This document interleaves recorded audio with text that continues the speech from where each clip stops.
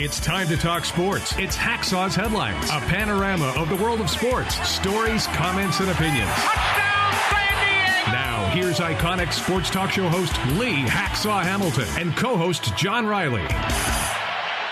It's a Monday. Who wants to talk NFL football? Who wants to talk Super Bowl football? We do. Good afternoon, everyone. This is Lee Hacksaw Hamilton, along with my co-host John Riley from our studios in San Diego. It is bonus podcast time, Super Bowl Sunday. John, we play 18 weeks of a regular schedule, 4 weeks of playoff football, and we get down to the final 8 seconds of the season before we find out who is the best team in the National Football League, and it's the Kansas City Chiefs. That was a tremendous games, two very, very different halves, phenomenal number of big plays, some defense, some controversy, and Kansas City beats Philadelphia. Wow. I mean, I think we were all looking forward to a good game, right? I mean, that's the main thing. And, you know, I've been kind of curious. I wanted to ask you as we kick off the podcast, how did you spend the day? I kind of like to hear a breakdown because you gave me a little bit of a hint last episode. But how did that go for you? Well, I went to a Super Bowl party on my cul-de-sac with a bunch of Pittsburgh Steeler and Dallas Cowboy fans. And I stayed and drank and ate the shrimp and all that. And then 2 minutes before the opening kickoff, I went home. I like to watch the game in silence so I can evaluate and make notes, etc., rather than have 23 people talk to me at the same time. And I wind up doing a sports talk show. So I watched the first half, then I went back down, got my second load of shrimp and everything else I had to eat, came home and watched the end of the game, and then I wrote everything for my website, and I wrote a big column, etc. So that's how I spent the day. By the time I got to about 8:30, I was pretty fatigued. Yeah, well, that's good. Good on you, because I mean, this is your profession. You've got to pay attention to the details. I was at a Super Bowl party, and you know, you're having fun, you're chit chatting, you miss things, and I think that the score was 28-27 at one point, and I got pulled away at a conversation in the kitchen, and I came back out, and it was tied 35-35. So yeah, you got to be focused on what's going on. Let's talk for a second about these teams. And before we do that, just remind everybody how they can join us right at the end of our live stream on our bonus podcast today. Join us in Fans Forum, and how they can schedule to get the alerts for all the things that we post Monday through Sunday now on our podcast. All right, so if you got a hot take, a comment, a question about the Super Bowl that you want to zing at Hacksaw, just type it in the live stream and the live chat on both Facebook and YouTube. We'll get him here. We'll get you involved in the Fans Forum at the conclusion of Hacksaw's Headlines. Yeah, be sure to subscribe on YouTube. Click on that subscribe button. Click on that bell. Subscribe wherever you get your podcasts. And, follow Lee on social media. We just got Lee Hacksaw Hamilton hooked up on TikTok and on Instagram, in addition to Twitter and YouTube and Facebook. And, we're multimedia. We're covering it all. So follow Hacksaw wherever you can. And reminder, go to my website. It's all written. It's really different. LeeHacksawHamilton.com. I post things every night and the following morning, so it'll be there. We cover everything in sports on my website, LeeHacksawHamilton.com. So when Philadelphia came out and pummeled Kansas City in the first half, and Mahomes got hurt with 90 seconds to go in the second quarter, and it was 24-14, did you think game over? Yeah, I mean, Hurts looked really good in that first half, and we were thinking, maybe Mahomes' ankle injury, he was going to be doomed, but everything changed in the second half. Yeah. We talked extensively about adjustments, and that happened in the second half. We talked about the wear and tear factor. That happened in the second half. But I could have never imagined that Kansas City would score on 4 straight possessions against Philadelphia's defense. 3 touchdown drives, as well as the drive that got them to the goal line for the game-winning field goal. That's against Philadelphia's defense, which was superb. And by the way, they hardly knocked down nor sacked Patrick Mahomes. I mean, what we saw first half, Philadelphia's physical force dominance, both sides of the ball. What we saw second half, Kansas City like an air raid drill. Wow. Yeah. Well, I mean, during the game, I remember I texted you, and you said that the defensive lines were just gassed. They just didn't have any energy. I mean, that's probably why they never got to Mahomes, right? Yep, definitely. And in the first half, Kansas City looked gassed because they couldn't get their defense off the field. They kept showing the replays of the offensive line push. I mean, they were blowing Kansas City's defensive front back 5-10 feet off the line of scrimmage, and there's Jalen Hurts running and throwing the football, etc. It was amazing, some of the statistics. 757 total yards offense between the two teams. Wow. Chunks of big plays. There were 5 drives of 75 yards apiece in that game. There was a 17-play drive late in the first half. Philadelphia put that into the end zone. And then, of course, there were assorted big plays on special teams. How these defenses were able to go back out on the field and perform was amazing. I think that the snap count was 72-42. Philadelphia had 72 snaps, 30 more snaps than Kansas City, and yet Philadelphia wound up losing. Now, there are chunks of other storylines here. There's an awful lot of response about, was it pass interference right at the end? Well, I finally saw a freeze frame snapshot of the receiver turning, and the DB, James Bradbury, actually had his shirt. You could see the shirt pulled. So the official on the field made the right call. There were instant replay calls, catch, no catch, bobble, football move. Jeez. This controversy just not going away. Doesn't matter whether it's the opening weekend of the season or a meaningless game in November or the last play of the Super Bowl. So I don't know what the NFL is going to do. There's a lot of criticism of referees. The game is played at such a fast tempo. Thank goodness that we do have replay to evaluate. But now we get down to the minutia. John, football catch. You had it. Yeah. You turned. You took a step. Ball bobbled. You got knocked out of bounds. You had it in both hands as you're going down. What's the catch? Yeah, I mean, it's hard to define. I mean, we talked about this with the robo-umps in baseball. I want it to be objective. And that one where, yeah, he had the ball and he took 2 steps. I thought he made a football move. And then the ball gets knocked out and then returned for a touchdown only to be overturned. But, you know, the defensive back Bradbury on that near the very end of the game, he admitted, that he, committed, the interference. But it wasn't such an over-the-top interference that a lot of people thought it was ticky-tack. There's a lot of, let's just say novice football fans, I think, that were a little confused by all of it. But you just hate to see that happen so late in the game. And there was another factor to that final pass play where the flag was thrown. If you look closely, the ball was way over the head of the receiver. Yeah, it was. Now was that a catchable ball? So the other thing was, could he have gotten to that ball that was thrown so deep in the end zone had he not been tugged at on the jersey? I mean, we could argue till opening a training camp next July, but tough call. And then there was the whole issue with the grass and the turf and players slipping and cleats. I went back and checked. The National Football League designed that turf. It was grown in Southwest Phoenix. So it was acclimated to the weather. They spent $800,000 on that turf, and yet that turf kept coming up. And the players were slipping, I think, because there's so much paint on the field, so many logos. The numbers, the hash marks, the big Super Bowl logo, all these other things. I think the paint causes the slippery footing. That being said, Philadelphia had a lot more problems with slippage than Kansas City did. So how Kansas City, they made adjustments with cleats. How could Philadelphia not make adjustments with cleats? I found that weird, too. Yeah, that is odd. I mean, should we be blaming Rihanna for the halftime show? Because they kind of dug it up, and I saw that clip of the groundskeepers going in and patching all the divots during halftime.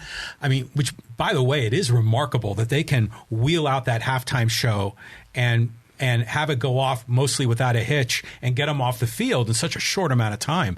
But there's got to be a lot of wear and tear on the turf. Well, I watched the game, and since your wife and your dog are not here right now, they were the ones that were going to grade Rihanna's halftime show and all the Super Bowl TV commercials. But, I mean, there are so many layers of storylines to talk about, just special. Okay, let's talk for a second about the coaches, because these guys played such a role in the outcome of this game.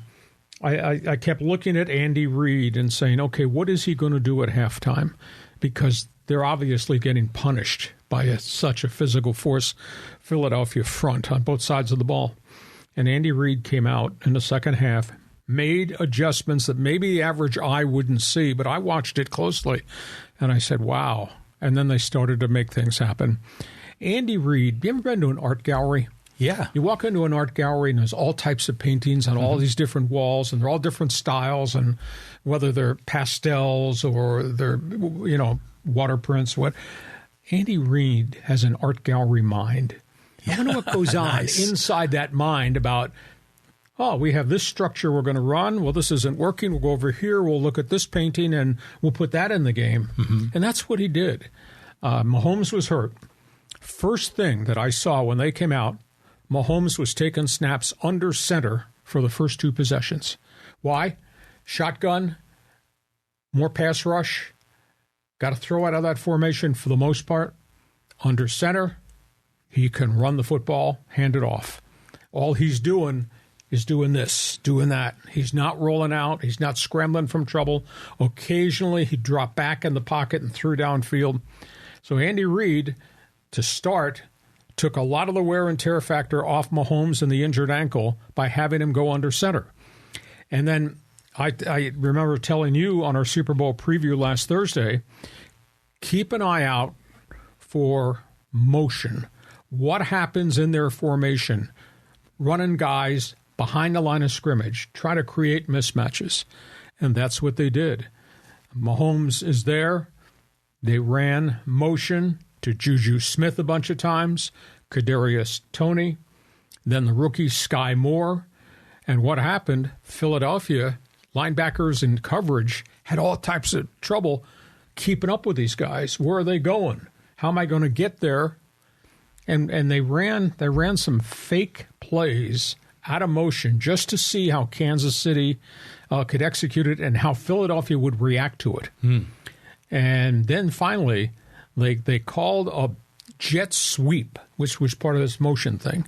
A jet sweep to Kadarius Toney, and he had run a couple of other jet sweep setup plays, and he never got the ball, but they ran it to see how Philly would react. And they ran a jet sweep. He started across the formation, stopped, pivoted, turned, and came back. And all the flow defensively was going that way because of the, quote, jet sweep. Out in the flat, wide open, touchdown. Kadarius Toney. Nice. Then they came back on the next possession, and they had Sky Moore, the rookie wide receiver. He ran jet sweeps. Same response by Philadelphia. They ran it like a third time with Sky Moore. He's wide open. Touchdown. Whole chemistry of the game changed. And then Andy, a beautiful mind, goes two running backs. They never run halfback, fullback unless it's on the goal line. But they ran it. They ran it like multiple times. And then all of a sudden, you've got PACHECO busting runs going left. And they were putting receivers in motion. They would dive into the hole, and they would seal block somebody from Philadelphia. And here comes PACHECO behind him. Boom, huge hole. They pounded the football in the second half using all these things with an injured quarterback. I mean, Andy Reid, to me, was just brilliant about what he did. And in terms of Sirianni, he never was able to counteract the move on the chessboard that Andy Reid made. First half, Philadelphia so physical at the point of attack. And there was no Kansas City run game. And they were chasing Mahomes around. Andy Reid in the second half went to a second tight end. So he had two tight ends. One was a receiver, one was a blocker. Philadelphia pass rush went away. Defensively, Andy Reid brought a fifth guy at the line of scrimmage. And then all of a sudden, there was no Jalen Hurts quarterback draws. They took that away, and that was an integral part of the Eagle offense in the first half.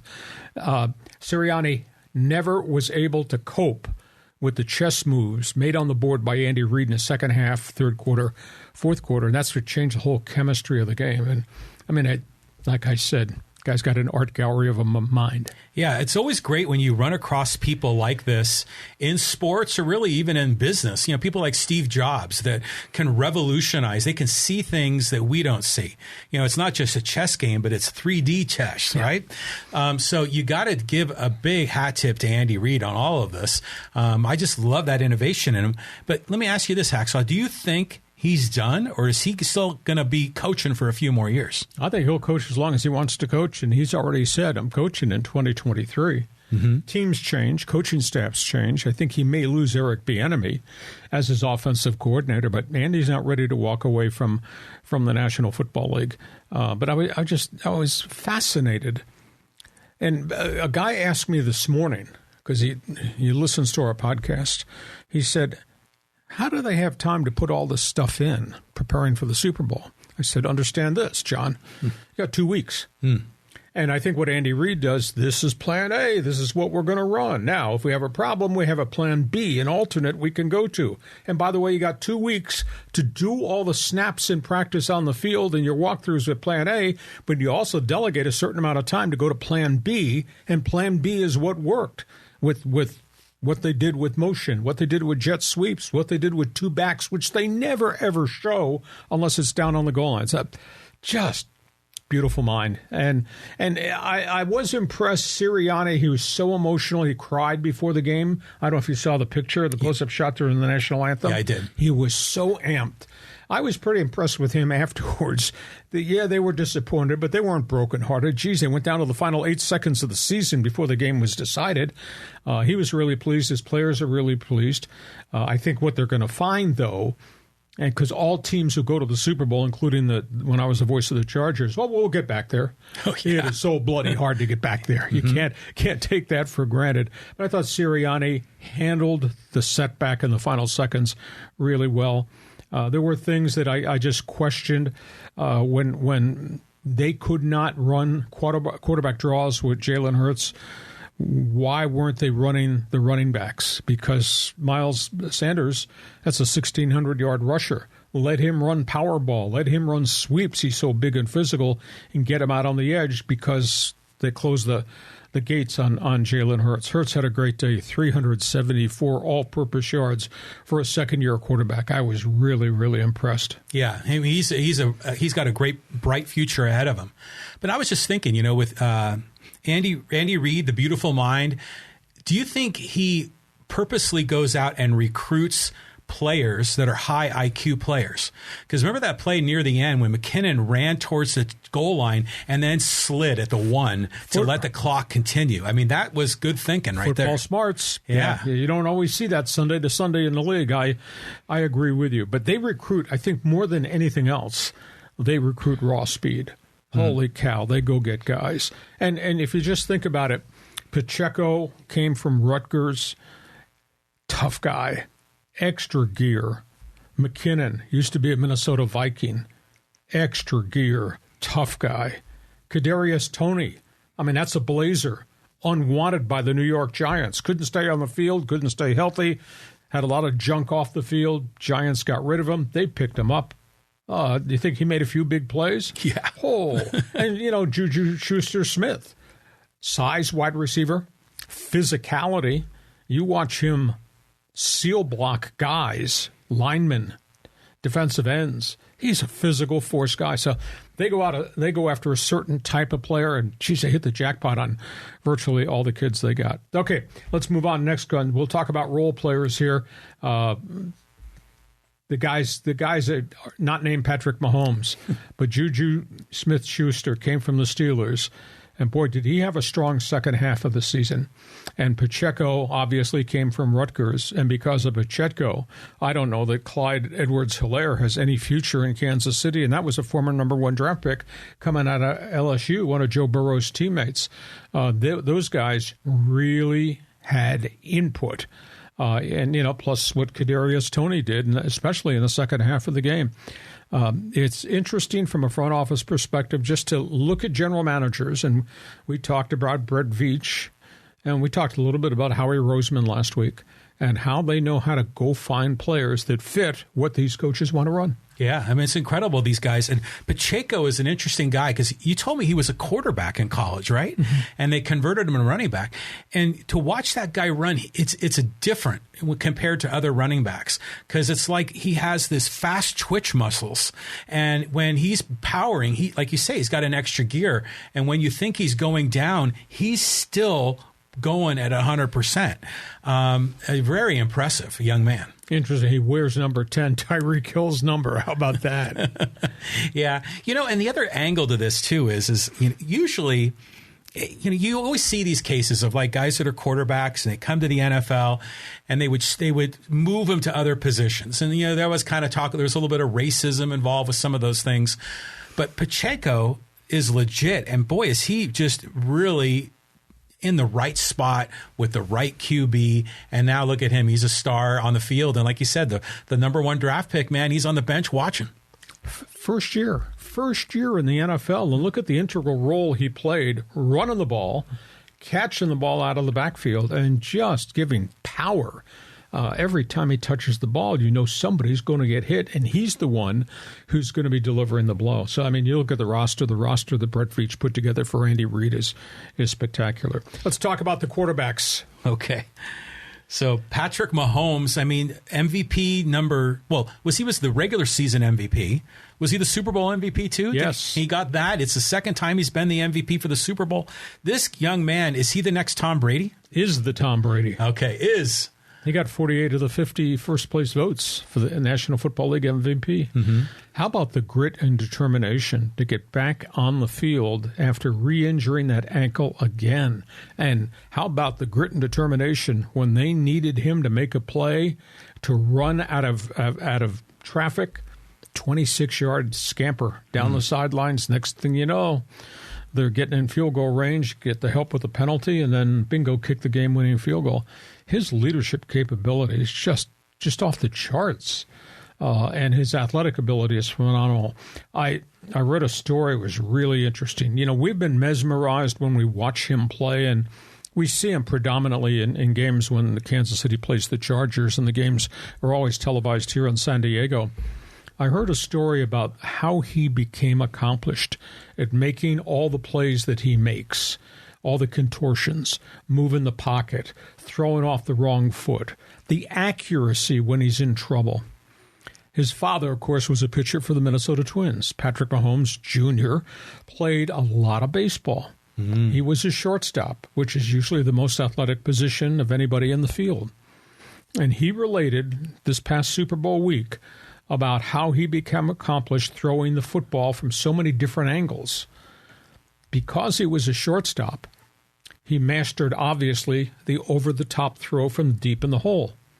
But because he was a shortstop, he mastered the throw running in, grabbing it, and throwing it sidearm to first base. Mm-hmm. Because he was a shortstop, he mastered going left, picking up a ground ball, and flipping it on the mark to start a double play. Right. The guy has accomplished all the science of playing shortstop with arm slots and all that, and has duplicated it in the NFL. Because I've watched this for a long time. I've never seen a quarterback be able to scramble, throw off balance, throw from the wrong foot, throw while your body's going down, and be so accurate. It's because he was a shortstop. Now that is a great angle. And I'm sure he played a little bit of second base where they've got to kind of throw it from this way. When we saw Mahomes come out when he was a rookie, everyone was blown away by the way he played the game, the way he threw the ball. Because usually the NFL is like this copycat league, right? So now all of a sudden you got this guy that's throwing it sidearm, submarine, everything else. People really enjoyed that innovation, and look what it's done for him. It's taken him to the promised land twice. He's got a great career ahead of him. I think maybe we're going to start to see more quarterbacks like this. Well, I think that's a trend. I think Jalen Hurts might be a young Patrick Mahomes. Hurts is a little bit more of a running quarterback, and that's what he was at Alabama and at Oklahoma, and he evolved into a very good passing quarterback. But what a spectacular playoff series, multiple games we had from Patrick Mahomes, and now he's got another ring. We got other football notes to talk about. Before we do, remind everybody about our live stream, how they can join us, John, right at the end, coming up shortly, and what we want them to do to be able to get all the alerts for all the things we're putting on our podcast. Yeah, so you can get the alerts. Just subscribe on YouTube, click on that bell, and you will get an alert when we have the live streams, when we post the video clips throughout the week, and we do the YouTube shorts. You'll get updates when those are dropping if you click on the bell and subscribe on YouTube. And be sure to subscribe wherever you get your podcasts. On the audio-only platforms, we're seeing a lot of growth for Hacksaw's podcasts. So Apple Podcasts, Stitcher, Spotify, Google Podcasts, you can subscribe there. And yeah, let's get you involved in the fans forum. We got a couple of people that's already jumped in on the questions for Hacksaw. So type those in on Facebook or YouTube, and we'll get you involved. And I want to remind you, check my website. It's all written, LeeHacksawHamilton.com. If you liked our Sports Talk show, you'll like all the things that we do, the best 15 minutes in sports, Hacksaw's headlines, my one man's opinion column, and all of Hacksaw's mini polls. That's LeeHacksawHamilton.com. Okay, we got storylines off the field. It's going to be a busy couple of weeks now that the Super Bowl is come and gone. Yeah, I mean, right before the Super Bowl started, you texted some information about Derek Carr, and I'm interested to learn a lot more about this. Well, the deadline is February 14th. The Raiders have to make a decision on what's going to happen with Derek Carr. Derek Carr has a contract that kicks in an extension that will be worth $40 million guaranteed if he's still under contract to the Raiders after February 14th. So he is probably going to get cut.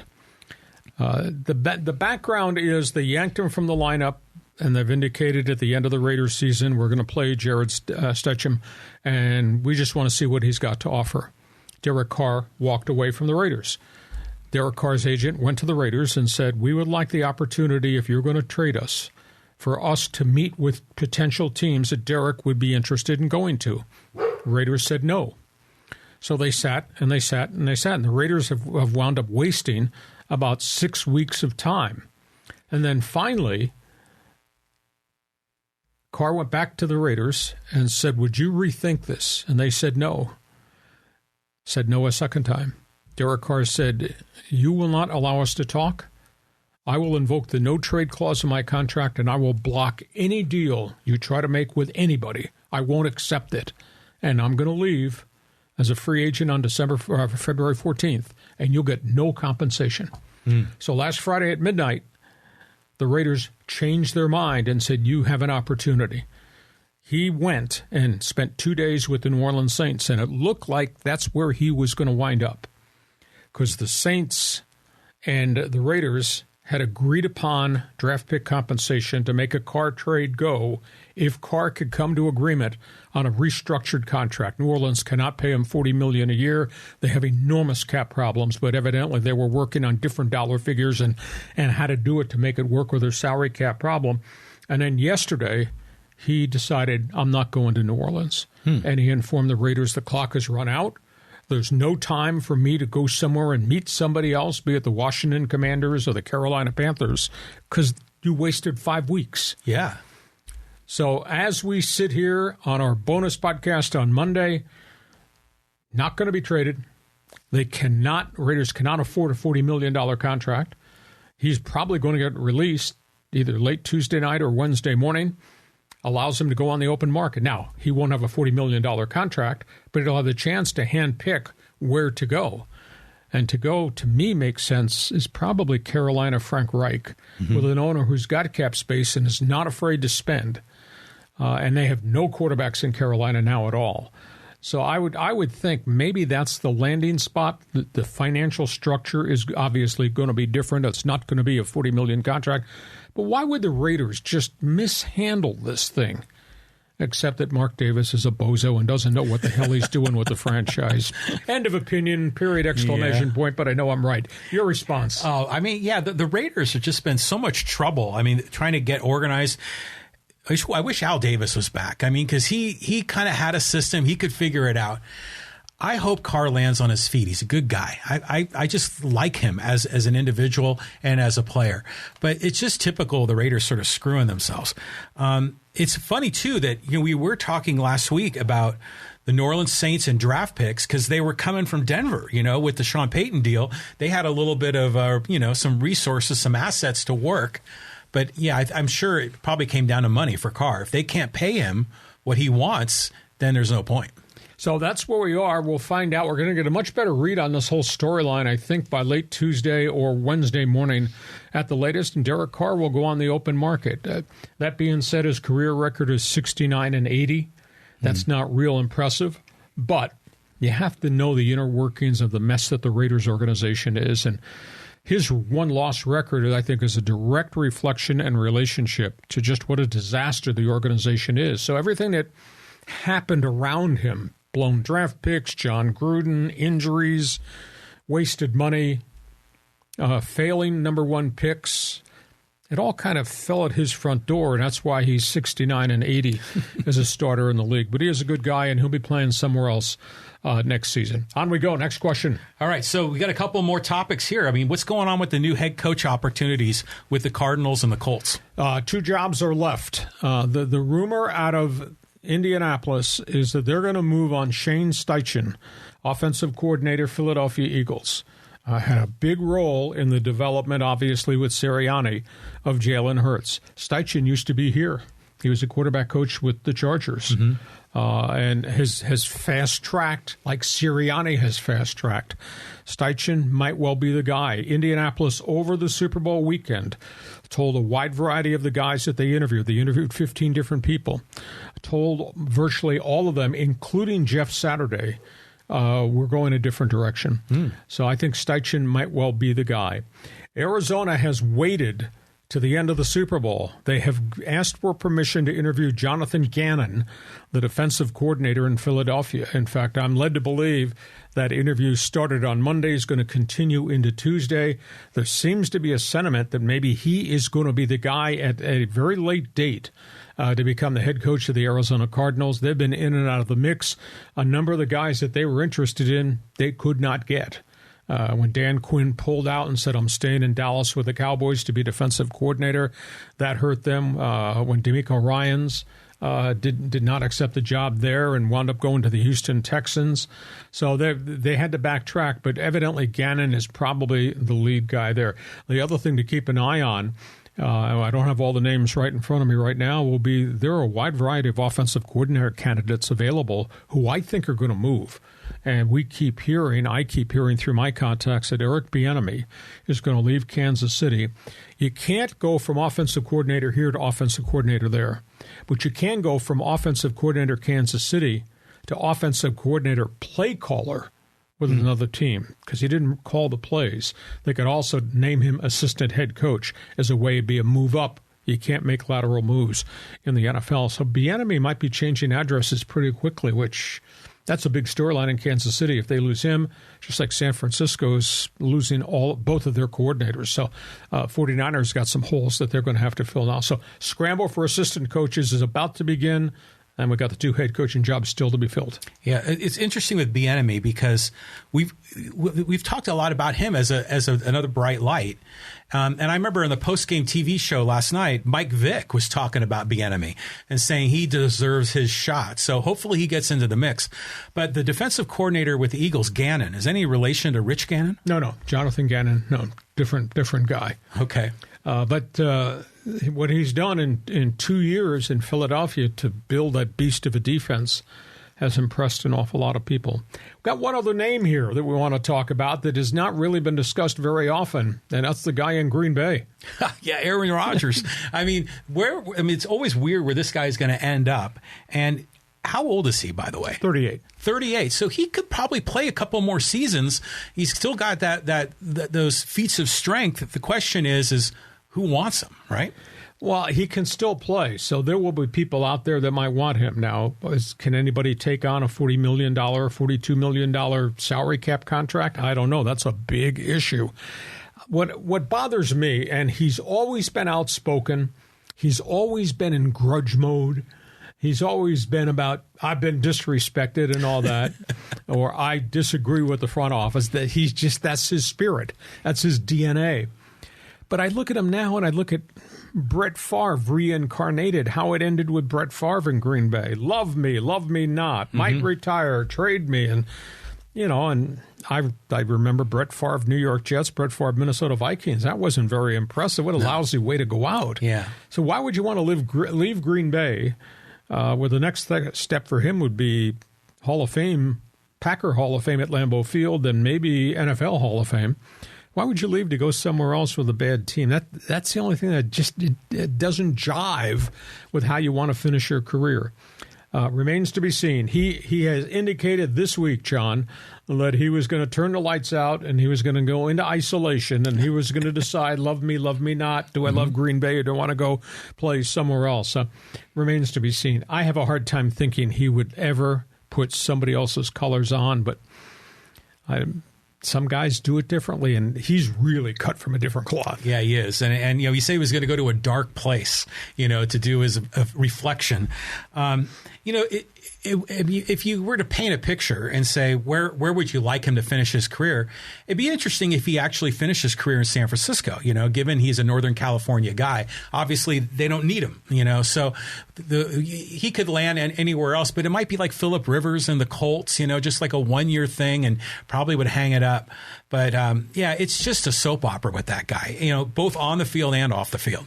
And San Francisco does not have a quarterback who's healthy. They're all coming off surgery.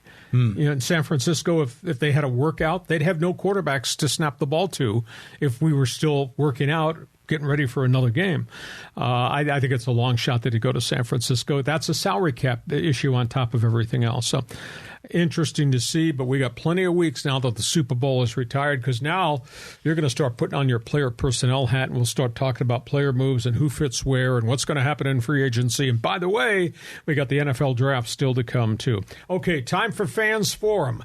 You got a question? We got answers. Whether you agree or disagree with us does not really matter. But, John, pick one. Let's see what the fans have got to say, what they want to talk about, what they have to ask. All right, this one's from Ryan Kennedy. He says, would I be wrong in thinking Aaron Rodgers is going to end up on the Jets, possibly follow a path of Brett Favre? Well, that's a rumor that's out there. The Jets are in the marketplace, Ryan, going to hire an offensive coordinator. It might be somebody that's got ties with Aaron Rodgers in the past, maybe somebody that was on the Green Bay staff that might surface working for Robert Saleh. But that's a tough team. I mean, they have been ravaged by injuries. They've had problems with all their number one draft picks because guys getting hurt, underachieving wide receivers. And, yeah, he'd go to New York, but would he be a big difference maker with the Jets? I don't think so. I just have a hard time thinking of him wearing anything but the gold Green Bay helmet. Yeah, I mean, it's hard thinking of him in another spot, but we're going to find out. I mean, there's going to be a shuffle under the deck with coaches, with coordinators, and the quarterbacks are coming. Here's kind of a fun comment here from Ralph Lopez. You are the best, Hacksaw. Love your stuff and opinions. You are right. We are bleeping brilliant here. I really enjoy this. I enjoy the world of podcasting. Blame John Riley for dragging me in the front door and saying you gotta experience this. If you read my website, you know how much I love sports because I write about such a wide variety of things on my website every day, every night. But I'm just fascinated. And the coolest thing, I haven't mentioned this to John, the coolest thing is we just come out of the Super Bowl. And what did we do beginning today in the Cactus League and the Grapefruit Circuit? Yeah. Spring training baseball. Yeah. And I mean, there's so much always to explore and to talk about. Thank you for the compliment. Yes, we are bleeping brilliant because we enjoy what we're doing. Okay, we got some YouTube comments here. And let's go to this one here. This is from M. Allen. He says, franchise, Air Coryell is in the Hall of Fame. Now, is there any way the Chargers could come back and play in the San Diego State Stadium while they expand it? The SoFi games are just full of opposition, and that is not the NFL experience. Well, the only question I can ask you is, what is the limit on your American Express Gold Card? What does it cost to build a new stadium? What does it cost to renovate a stadium? It's a phenomenal amount of money. Item one, the National Football League's owners are making an enormous amount of money off the games played at SoFi Stadium because part of the Rams' financial take at home games and part of the games that Chargers play goes to the league and then is spread as revenue sharing to every partner. So I'm not sure that Robert Kraft or any of these other owners, including Jerry Jones, wants a team to leave Los Angeles where they're selling out 70,000 fans per game and wants to give up any share of that revenue stream they get from ticket sales to go to a college football stadium that seats 35,000 maybe. So I at this point in time, I don't see that happening. The only thing that would change would be if the Spanos family elected to sell or was forced to sell because of their financial problems. If they were forced to sell to a Jeff Bezos or somebody else who doesn't want to be a tenant but wants a market to himself, then if that new owner comes up with the resources to help build a new stadium in San Diego, maybe the league would look at allowing the Chargers to leave. Spanos is not leaving unless he's forced out, and I don't think the league owners want to vote to have somebody leave unless they're going to another market with a huge stadium.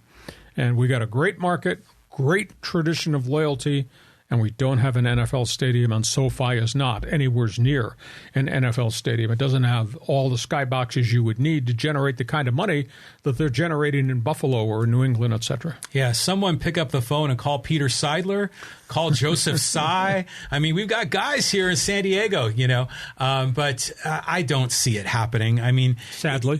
Sadly. I mean, it would require just a convolution of just perfect situation for a team to come back. And if it did come back, it's probably not the Chargers. Well, unless Spanos' family sells the franchise or is forced to sell the franchise. They are now one of the, quote, poorer owners financially in the NFL. But at the end of the day, when you reflect back to what happened in 2017, the National Football League did not want the Raiders in Los Angeles. That's why the owners killed the Charger-Raider Stadium proposal. Absolutely not. They did not want the Davis's poorly run ragtag business operation to stay in the L.A. market. So then when Las Vegas wrote them a ticket and gifted them the stadium, that solved one of the problems the league has. Okay, you're Las Vegas's problem now. Now what do we do with the Chargers? Well, Spanos didn't have any money to build a stadium, didn't have the people around him to help finance a second stadium. Made no sense to build a second stadium. That's when the league kind of forced Stan Kroenke to accept Spanos as a tenant and allow the Chargers to come in. It's been great for the Chargers because they have a home. They've tried to develop their brand. They have a bright quarterback, but they still have the Charger curse of being owned by the first family of football, the Spanoses. And sadly, San Diego's got screwed in the whole deal by what Dean Spanos finally decided. And shame on the NFL because those owners allowed this to happen. But I don't think we're going to see it back unless the team is put up for sale. And then any idea out there might make sense if it's the right money man to buy the Chargers franchise and could help find a way to build a stadium in San Diego. But I don't think that's going to happen a week from Friday. Yeah, I don't think so either. Hey, we got another Chargers question here on the YouTube comments. This is from Ryan Hayes. He says the Chargers have a stud left tackle in Rashawn Slater, who missed almost all the last season with a biceps injury. You are correct, though. The Chargers need more speed. Many fans haven't seen that for a long time in Jalen Guyton, but that's about it. Well, you're correct on both assessments. The thing that excites me about the Chargers, although I can't get the bad taste out of my mouth of a 27-0 lead turning into a loss against Jacksonville. But the best thing that's exciting about the Chargers, John, is Rashawn Slater comes back as a stud left tackle. Jam Sawyer, the rookie, who they forced out to play left tackle after Slater went down, he had a really rock-solid season. He's going to be their left guard. And they drafted Zion Johnson last year. He played every snap at right guard. He didn't grade out as a rookie at right guard as well as Slater graded out at left tackle, but he was physical, he's smart, he stayed healthy, he took all the snaps, so he'll be better served now in year two after going through the learning curve. And evidently, they really believe that Trey Pipkins, it's taken him 3 years to develop him. I mean, he is a beast of a big man at right tackle. He may not be the greatest pass blocker, but he's a road grader right tackle. So, they've got Corey Linsley as the Pro Bowl center. So they look like, if they can keep these guys on the field healthy, they're going to have a very different offensive line, for the most part, a very young offensive line, and that'll help them take the next step. They got to address the speed. You're correct. That's what Kellen Moore, the new offensive coordinator who just came in from the Dallas Cowboys, first thing out of his mouth after he accepted the job is speed kills. We must get speed at wide receiver to get separation. Interesting offseason ahead of us, though, because the Chargers have to deal with the salary cap. They don't have a lot of money, and they got an awful lot of money invested in Keenan Allen and Mike Williams. That's like almost $37 million guaranteed on the cap this year. So they're going to have to restructure some contracts, but they do have a mid-round, first-round draft pick. I think it's a 23rd choice, and they need to go find the right speed guy. If they're not going to draft a defensive tackle, which is also a need, they need to draft, you're correct, need to go get speed. So like I say, as February turns to March and the offseason officially has now started in the league, we'll talk a lot more about that. Yeah, I mean, it's going to be a fascinating offseason. And when's the draft? I mean, that's in April, I think? Sometime in April. Yeah, so it's coming soon. So got a lot going on here. We talk about the Raiders and the disaster that the Las Vegas Raiders are. Here's a comment here that came from Roger McDonald. He says, I've been a Raiders fan for 55 years, and they are an embarrassment to true fans. They are ran by a failed owner. Al Davis is rolling in his grave. Carr should take the cut, and the Raiders burn next year. I can take another bad season to screw management over. Well, it's a bad situation all around. I've got friends that work in the media in Las Vegas, and I was on their talk shows up there, and they were asking me about the team that Las Vegas is inheriting. And I said, you're excited you're getting an NFL franchise. That is great. You're in a shiny new stadium. That's great. You're going to get to see all the big names come through here and play. That's great. By the way, the owner of your franchise, their record is 90 and 182 over the last 11 years in Oakland. So you're not getting a great franchise. And so here come the Raiders, and here comes John Gruden, and that didn't work out. And then Josh McDaniels, and now they make the change at quarterback, and they've wasted all these number one draft picks, and all these players got in trouble off the field. They got salary cap issues. I think from a business standpoint, the place is a fiasco. From a football standpoint, we'll see what they do at quarterback. Unless Jarrett Stidham is the guy, Derek Carr is definitely not going to be there. But maybe they get a number one draft pick out of this from somebody as compensation if they can work a trade. But more likely than not, because Derek Carr dug his heels in and said, I'm not approving a trade anywhere now because of what you did over the last 5 weeks. Raiders are an absolute disaster. So if you're a Raider fan, sucks to be you. I don't feel sorry for you. And as I like to call them, I never have an opinion about the Raiders. I just call them the silver and bleak, not the silver and black. What's interesting to me is that for the longest time, professional sports stayed out of Las Vegas. It was taboo to have a team there. And now gambling is embraced across all the sports, DraftKings, FanDuel. And now we've got two professional teams in Vegas with hockey and football, and maybe the Oakland A's are heading there. I mean, everything is flipped on its ear. Well, the whole landscape of professional sports has changed, and now all of a sudden what was not acceptable, gambling dollars, is definitely acceptable gambling sponsorship. So yeah. that smarter people than me have made that economic decision. Hey, listen, hope you've enjoyed our bonus coverage on our special Monday podcast coming out of the Super Bowl. We, of course, will be back here on Thursday with our regular podcast of Hacksaw's Headlines. And a reminder, we invite you to join us on our podcast, on Twitter, on Instagram, on Facebook, and on all the audio channels that we are now on. And we invite you to register so you can get the alerts, because we do put a lot of unique and very different stuff on our YouTube channel every day of the week almost now. And listen, we'll be back on Thursday. For John Riley, Lee Hacksaw Hamilton, thanks for being with us. Have yourself a great day. Join us again for Hacksaw's Headlines on YouTube, Facebook, and Twitter. And find the audio version on your favorite podcast apps. Touchdown, San Diego! For more content, go to LeeHacksawHamilton.com.